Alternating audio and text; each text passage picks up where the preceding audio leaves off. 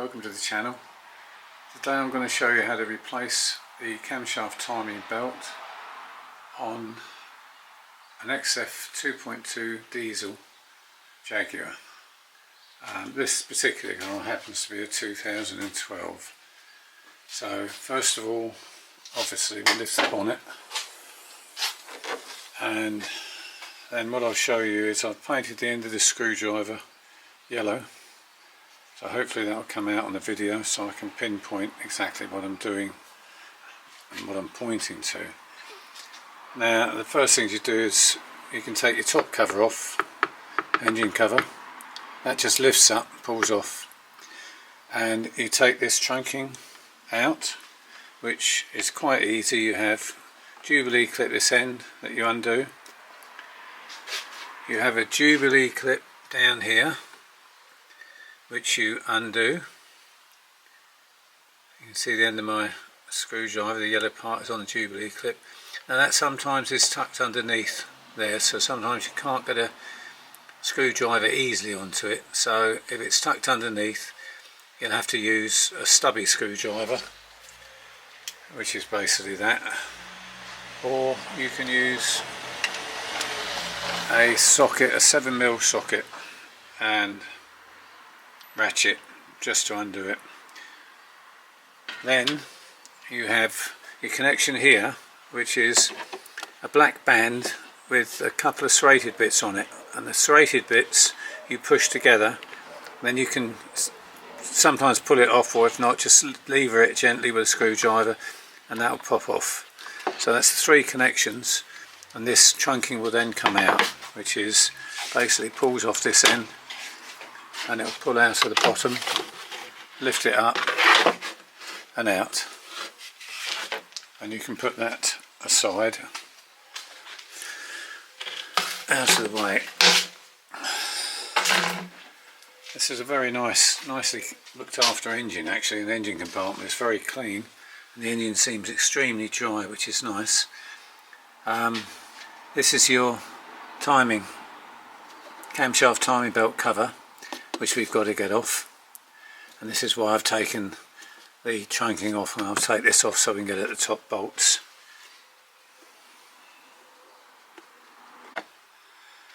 Okay, we've got lifted the engine cover off. It's only popped on these little ball joints here.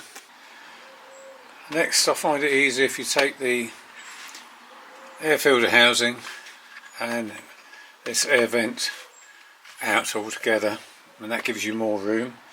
On the vent you've got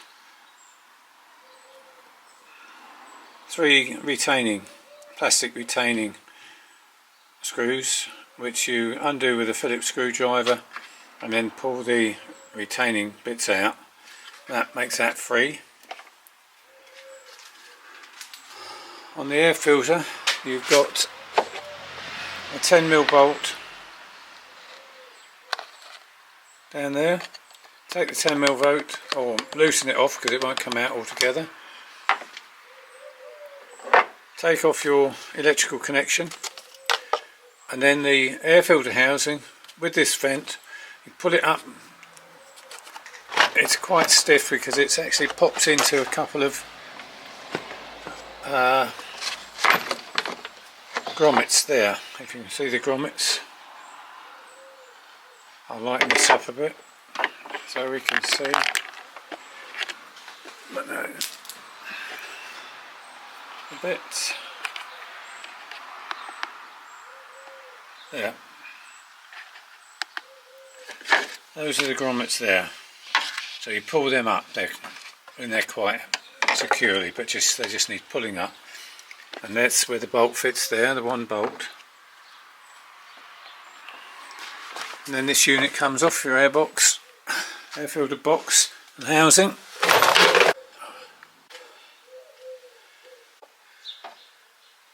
Then we remove the intercooler pipe that comes out down here. You can see that. Where are we? There, it's a Jubilee clip. Undo the Jubilee clip there, and undo the Jubilee clip there. Pull the pipe down off that connection, and the pipe off this connection, and you pull that pipe out. That just gets it out of the way, makes it easier to remove the starter motor or place the starter motor away from where you want it. That's the pipe there.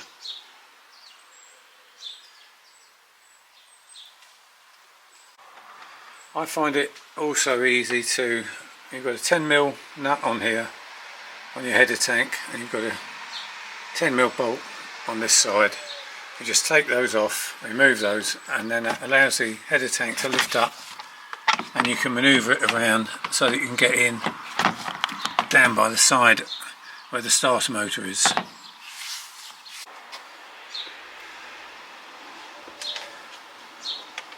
You will also have to remove your drive belt, or at least take it away from the front damper, the crankshaft damper, and you've got to remove, you've got 3 bolts hold the top part of your camshaft timing belt cover on, which you can remove and take your cam belt cover off. This is so you can sort out the timing on there on your cam belt. Now, to get your bottom crankshaft pulley off, you need to lock the engine, which means you've got to take the starter motor out. Now this is why I've removed all these bits and pieces, so you can get at the starter motor. The starter motor is relatively easy to get out, but it does have a cover over it, and a very thick cover, which needs pulling out from the top of the starter motor. So you need to pull it away so you can remove the starter motor or place it out of the way. Now what I'll do is I will go underneath and show you where those 3 bolts behind the starter motor are, but obviously the whole job can be done above, not below. You don't have to get underneath. I'm only getting underneath to show you where they all are, where everything's situated, but you don't need to get it underneath to actually remove the starter motor. That's the cable ties snipped. Always replace them afterwards.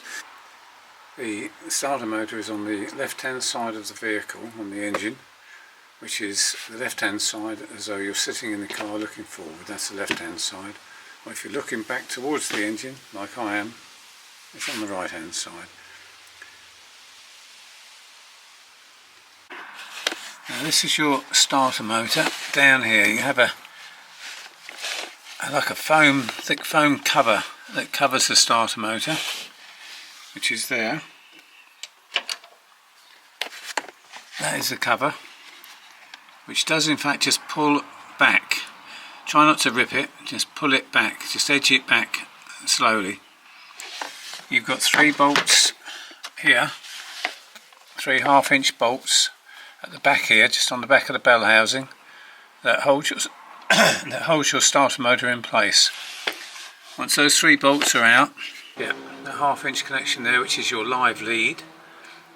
Don't forget you need to disconnect your battery negative lead first, because you don't want to short it out. So that's your main lead, and also you've got an electric plug that you press in the side. It's got one clip on one side. You press it in at the side, which fits onto the side of the starter motor. Or the end of the starter motor I should say, and once that plug is off, disconnected, and you've got your 1/2-inch main lead connection off, then you should be able to pull your starter motor to the side. Okay, that's the starter motor pulled out altogether. Okay, now we have the flywheel exposed, or drive plate being an automatic, and that's where your crankshaft locking tool bolts onto, and also where your timing pin goes in, and the locking tool, crankshaft locking tool, is basically so you can get the front crankshaft damper off, so that you can fit your belt. See that where the screwdriver's pointing?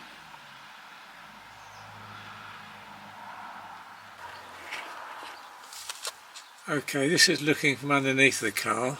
I've got the best shot I can get at this angle. You can see the bolt holes there in the plates. There's 2 bolts there that fit through the bell housing, from the back of the bell housing towards the gearbox, through the bell housing towards the engine, and they bolt into the start motor, and there's one just hidden up the other side. The heads of the bolts are on this side of the bell housing, so you, from up above, you just get a combination spanner, short combination spanner, and feel for them behind the bell housing, and you can undo the 3 bolts.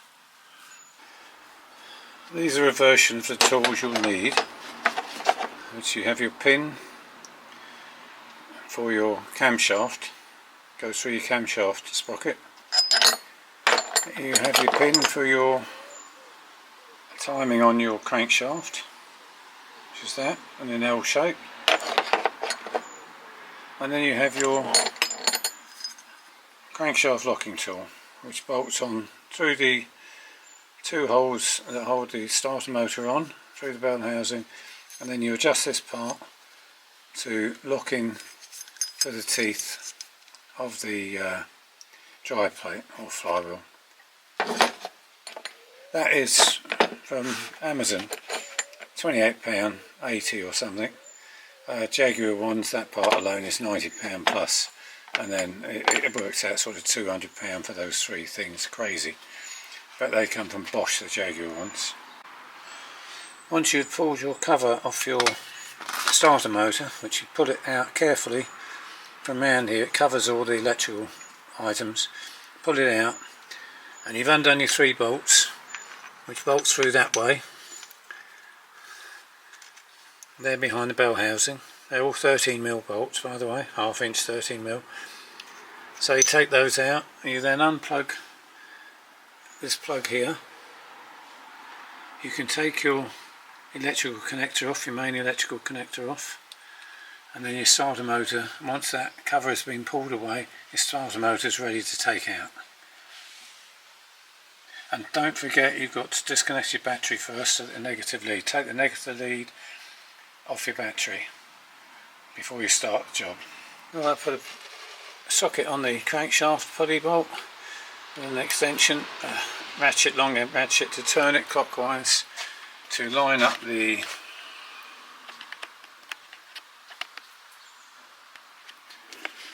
camshaft sprocket hole, which is here.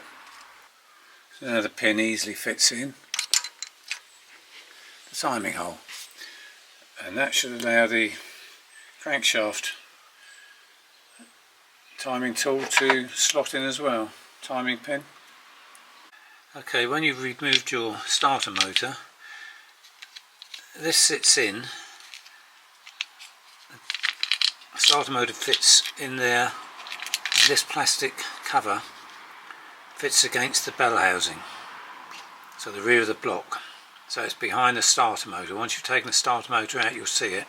Then you've got a 10mm bolt at the bottom.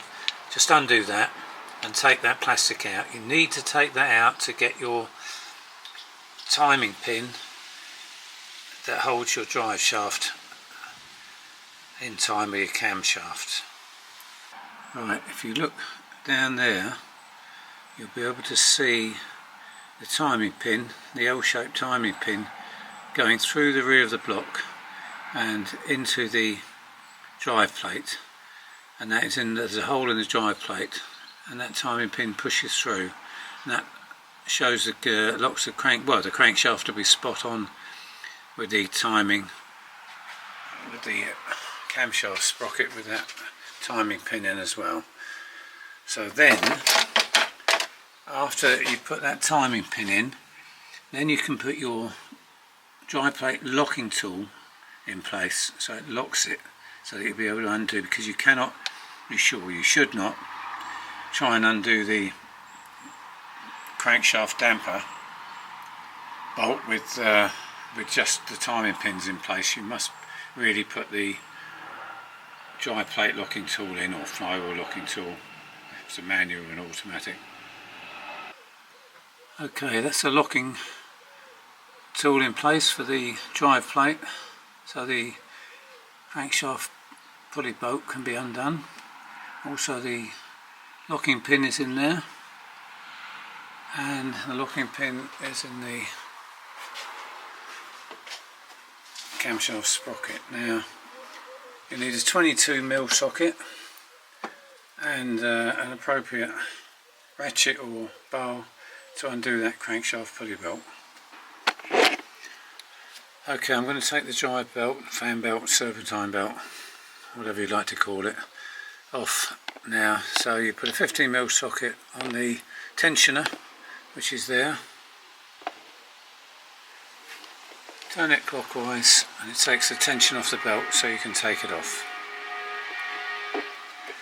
Take a photograph or make a diagram of how the belt goes before you take it off, so you know exactly how it goes back on and you don't stand there for half an hour trying to figure it all out.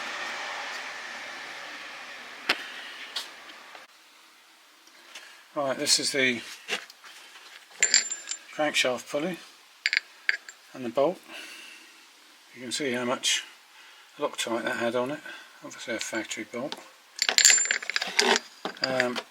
These do have a Churchill key on the crankshaft, a groove in the crankshaft with the Churchill key inserted, and that also has a groove in here, and so that's inserted, so these can only fit on one way. They can't go on any other way, and it'll be the same for the crankshaft sprocket that the timing belt fits onto. Now we can get the rest of the bottom part of the timing cover off, and then we can look at the belt, the whole of it. Behind the crankshaft sensor you have the timing ring, which is there. Be careful not to damage this. It only fits on one way. You can see the slot in it along the Churchill key again. Behind you'll see the imprint of the sprocket. So I've taken it off just so to be sure that I'm not going to damage it, basically.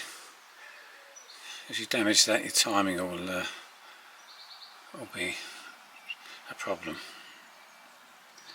Very easy to come off, just slides off. Just put it somewhere safe. Make sure you put it back on as well. This is your bottom cam belt cover, plastic cam belt cover. You can see where the belt holes are on that, which you need to take the pulley off to get that off, and then that leaves exposed. Get this lighter. There you go, that leaves the cam belt fully exposed and ready to take off and replace. There we are.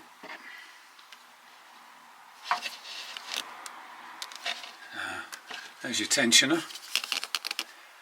There's your tensioner there, timing belt tensioner. Down here is your water pump.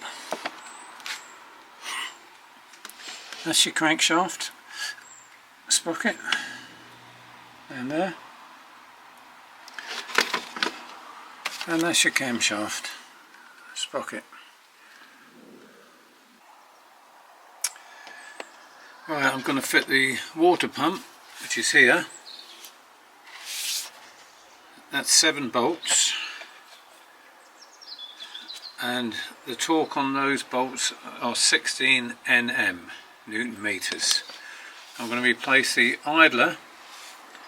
This is because the customer wants these replaced. Then I'm going to replace obviously the timing belt, and then I'll put the bottom timing belt cover back on the plastic cover. Then I shall put the reluctor ring on, which is that goes on behind the crankshaft pulley, and then I'll fit the crankshaft pulley and the camshaft cover bolts. I've done up to 5 Nm. The camshaft belt tensioner is done up to 25 Nm. torque. So we'll fit the camshaft belt tension, well we'll fit the idler pulley, the water pump, camshaft tensioner, fit the cam belt, and then we'll do all the bolts up to the right tension. And we put the reluctor ring on, and then the bottom timing belt cover on, and then we'll turn the engine over 2 times, check the time is correct, take the pins out obviously and the locking tool off the flex plate, and turn it over 2 times, then put the timing tools back in, make sure they are in the correct positions, and then take all your timing tools off, put your top cover on, and start the motor back in, so on and so forth, which I'll show you when I do it. When you fit the timing belt, I'm just showing the old belt, is you start off on the cam shaft sprocket and you do it in a clockwise direction, and you go round, down past the pulley, round the crankshaft,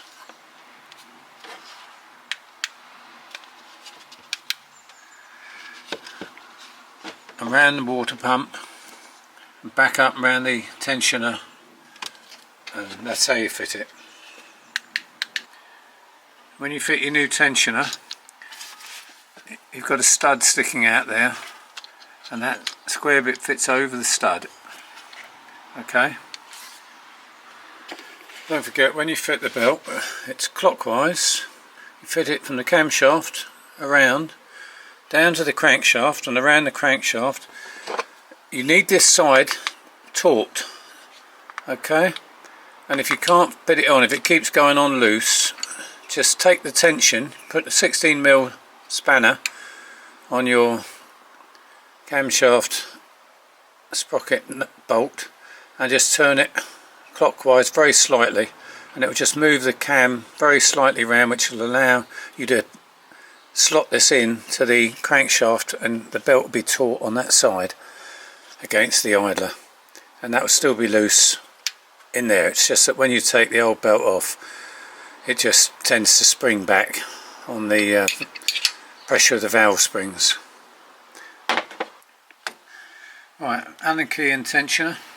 Turn the tensioner anti-clockwise to tension the belt, and if you can see in there, you get your arrow pointing into the cutout in the back of the tensioner, and that tensions your belt.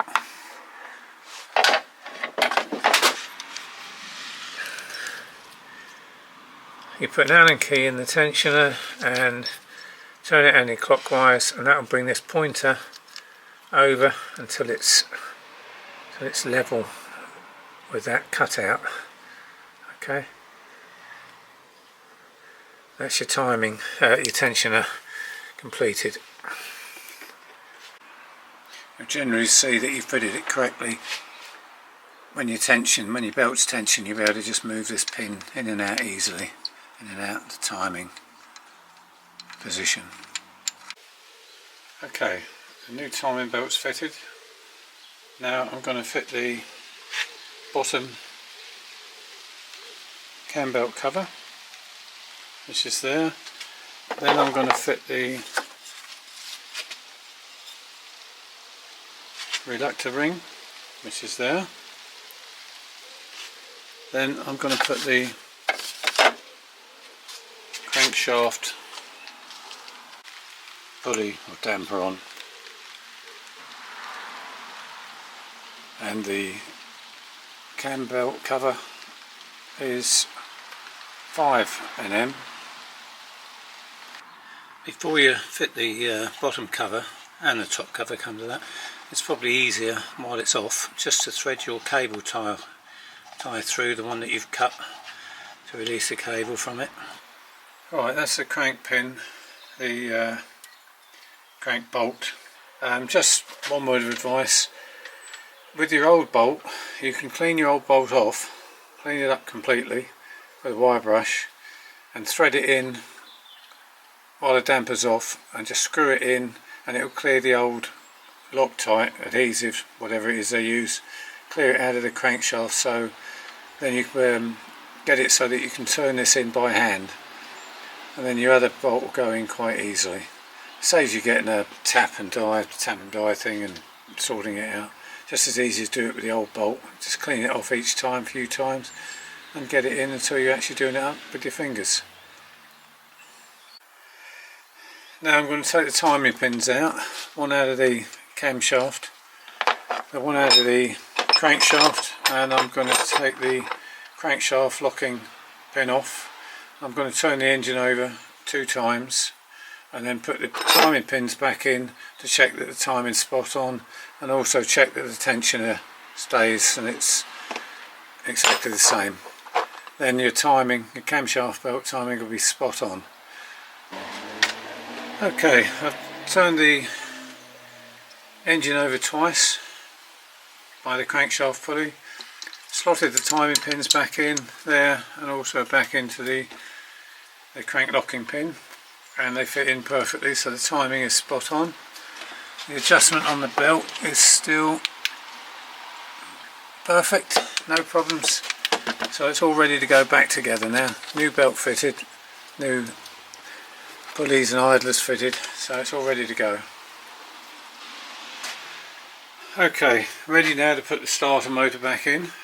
Remember, you've got to put this spacer that goes on before the starter motor. You have to take that out to get your crank tools on there, your locking tool and also your timing tool.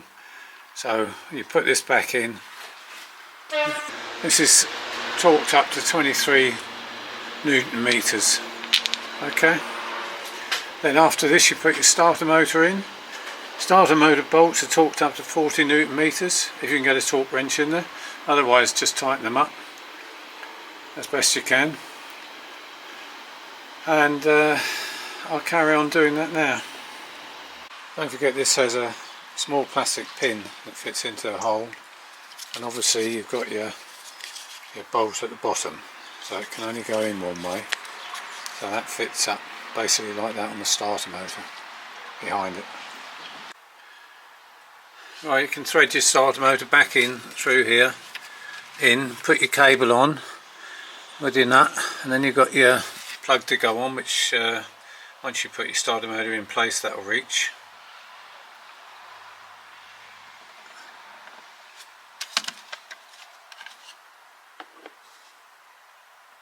Then you've got your 3 bolts in the back of your starter motor, and that'll be that job done. Then you put your cover back on, which you've tucked away. Just put that back over. That's the starter motor put back in. 3 bolts, 2 connections. One is a screw, 13mm screw, and the other one's just a plug-in connection. You can't see it down there because I'm putting the cover over as well at the same time, so the cover's over the starter motor back over. So now I've just got the turbo pipe coming to the intercooler. Put the drive belt or serpentine belt, fan belt, whatever you want to call it, back on.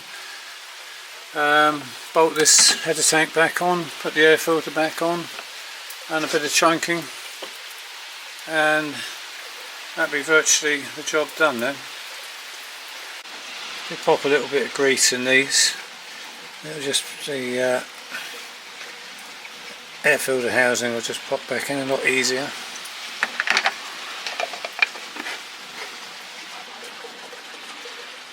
Now we put our clips back in.